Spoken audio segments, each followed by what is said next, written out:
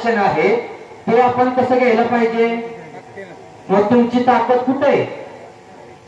अरे थोड्या बांधावून भांडण करणारी जमात आपली आणि या महाराष्ट्रातली सगळी लोक तुम्हाला एवढं मोठं एसटी मध्ये गेल्याच्या नंतर किती तुमचं मोठं कल्याण होणार आहे हे जर कळत नसेल तर मग आपल्यासारखं दुर्दैव कोणाचं?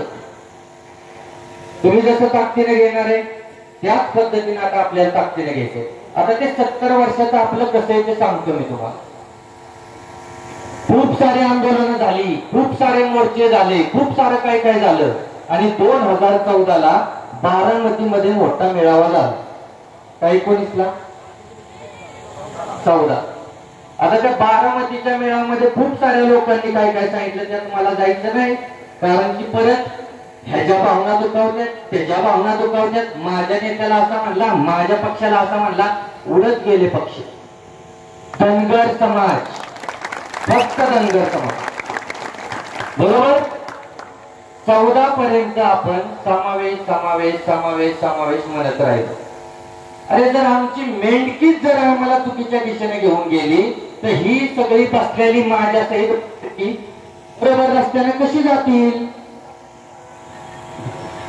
आता याच्यामध्ये तुम्हाला सांगतो, मला माझ्याकडे पण ढीकभर कागद आहेत, पण जेवढं महत्वाचं आहे तेवढंच सांगतो. काल तुम्हाला मी सांगितले बरोबर.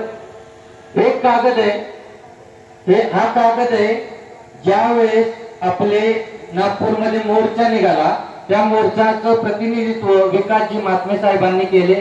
ते आपल्या समाजाचे खासदार आहेत, पद्मश्री आहेत, त्यांच्याबद्दल मला आदर आहे.